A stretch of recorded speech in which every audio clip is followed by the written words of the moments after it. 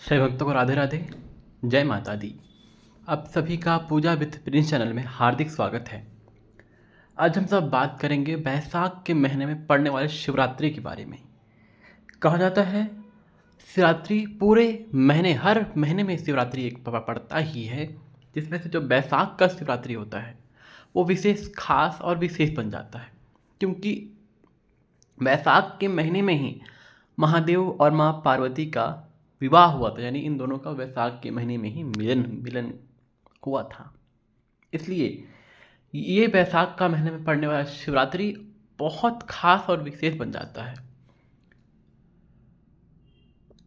इसलिए इस शिवरात्रि में हमें जरूर महादेव की पूजा और आराधना करना चाहिए। तो ये कब पड़ रहा है, हमें इस दिन क्या करना चाहिए, क्या नहीं करना चाहिए, वो चीज़ें मैं आपको आज शेयर करने वाला हूँ। तो मेरे साथ अंत तक इस वीडियो में बने रहिए, और जो भी इस चैनल में नए हैं वो चैनल को सब्सक्राइब कर लीजिए। बैसाख के महीने में पड़ने वाला शिवरात्रि 26 अप्रैल दिन शनिवार को पड़ रहा है। जी हाँ, मासिक शिवरात्रि बैसाख महीने का वो 26 तारीख को है। तो जो भी साधक, कहा जाता है कि जो भी साधक पूरे साल की शिवरात्रि का व्रत कर लेता है, उसकी फिर ऐसी कोई इच्छा नहीं रह जाती जो महादेव उसे पूर्ण ना कर दें। बस शर्त है कि वो इंसान, वो साधक, वो व्यक्ति पूर्ण तरीके से, पूरे मन, पूरे भाव से व्रत किया हो, व्रत के नियमों को पालन करते हुए, ब्रह्मचर्य का पालन करते हुए, तो ही वह व्रत सफल और श्रेष्ठ माना जाता है। कहा जाता है कि बैसाख के महीने में शिवरात्रि में जो पार्थिव शिवलिंग बनाकर महादेव की पूजा आराधना कर लेता है, उससे करोड़ों अश्वमेध या करोड़ों पुण्य फलों की प्राप्ति उसे मात्र एक पार्थिव शिवलिंग निर्माण करके अपने हाथों से पूजा अर्चना पंचामृत अभिषेक करके उसका विसर्जन कर देते हैं, तो महादेव उस पर अति प्रसन्न होते हैं और उसकी सभी मनोरथ को पूर्ण कर देते हैं। बैसाख के महीने का इतना महत्व बताया गया है, और खास करके बैसाख के पड़ने वाले इस शिवरात्रि पर भी। तो अगर आपसे बन पड़े तो आप इस दिन व्रत कर लीजिए, महादेव की मंदिर में जाकर सुबह स्नान आदि से निवृत्त होकर हाथ में संकल्प लेकर, हे प्रभु, आज मैं इस व्रत को कर रहा हूँ, कर रही हूँ, मेरी ये मनोकामना है, मेरी ये इच्छा है, अब आपके मैं इसी श्री चरणों में छोड़ रहा हूँ। अब आपकी इच्छा है, आपकी मर्जी है, जो वो करिए।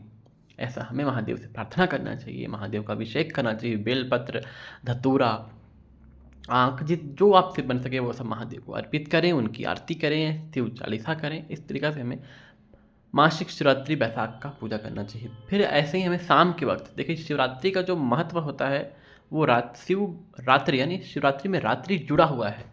तो जब तक आप रात्रि में सूर्य अस्त होने के समय या सूर्य अस्त होने के बाद आप महादेव की अगर पूजा और आराधना करते हो तो वो और भी अधिक फल देने वाला बन जाता है।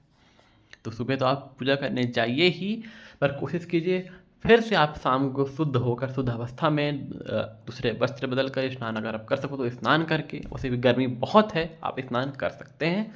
स्नान करके महादेव के मंदिर में महादेव की फिर से पूजा आराधना करनी चाहिए। दीपक जलाइए, हो अगर आपके आसपास बेल वृक्ष है तो उसके पास भी एक दीपक जरूर जलाएं। दीपक ऐसा जलाएं कि बेल के वृक्ष की पत्तियों को कोई हानि ना पहुंचे, इस तरीके से।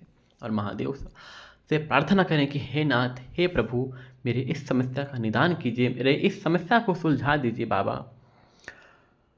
मैं आपके पूरे साल के मासिक शिवरात्रि का व्रत करूँगा। ऐसा हमें महादेव से प्रार्थना करना चाहिए।